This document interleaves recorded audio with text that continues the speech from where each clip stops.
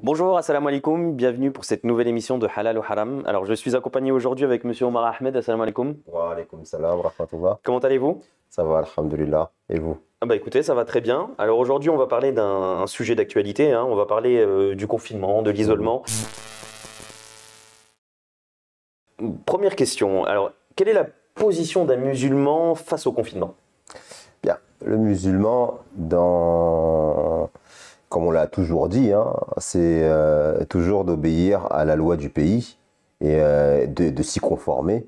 Et d'autant plus que le confinement, s'il a été mis en place, comme on nous le dit, on nous le répète depuis maintenant pratiquement un an que ça fait que cette pandémie, elle ravage l'humanité, hein, c'est mis en place pour freiner, dans le but de freiner justement la propagation du virus.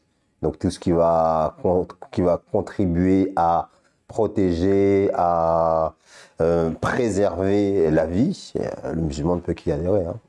Alors, on voit là dernièrement, hein, dans l'actualité, pas mal de gens commencent à se poser ces questions, hein, sur le confinement. Alors, est-ce que on a le droit de se poser la question en tant que musulman, alors d'avantager l'économie ou d'avantager la vie, la population? Est-ce qu'un musulman a le droit de se poser ce genre de questions?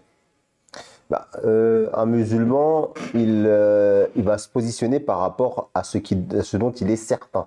C'est pour ça qu'il y a un verset coranique qui nous dit de ne pas parler de ce dont on n'a aucune connaissance. Et ces considérations-là sont des considérations d'experts.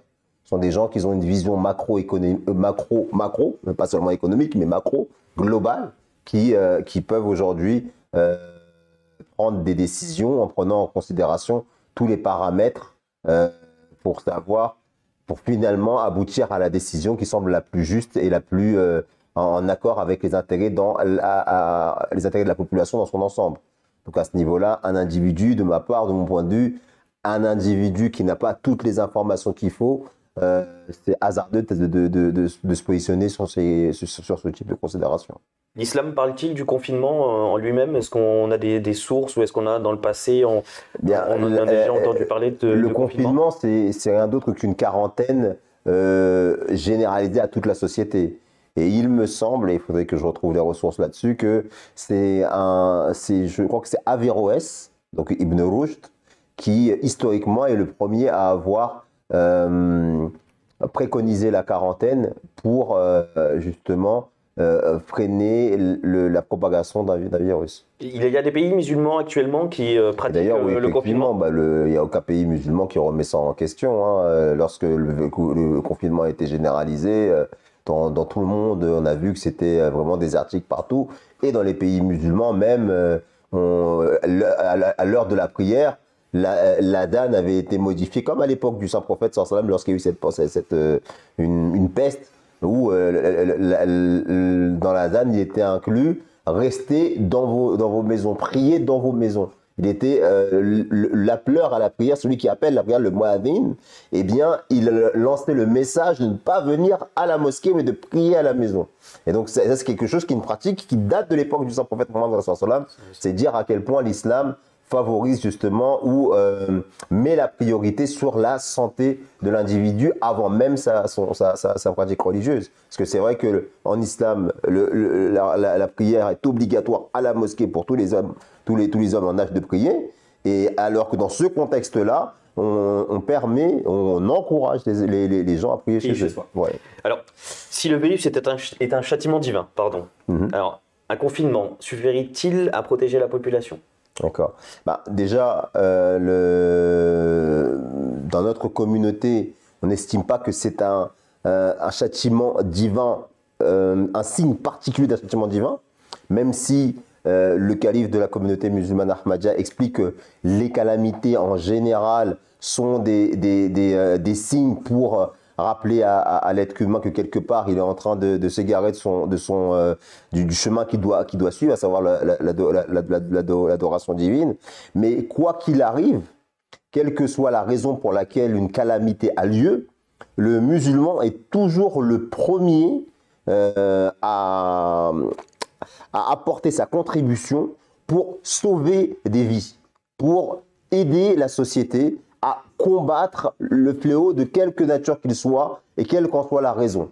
C'est pour ça que d'ailleurs, historiquement, lorsque l'imam Mahdi, le fondateur de la communauté musulmane Ahmadiyya, le Messie premier, alayhi salam, il avait, à son époque, il y avait eu une épidémie de peste qui avait éclaté en Inde. Et cette épidémie de peste, elle avait été prophétisée par le saint prophète sallam dans le cadre de la véracité de l'imam Mahdi, sallam, elle devait se produire à son époque comme un signe justement du fait que c'était le personnage qui était attendu, qui avait été annoncé par sa prophète de l'islam.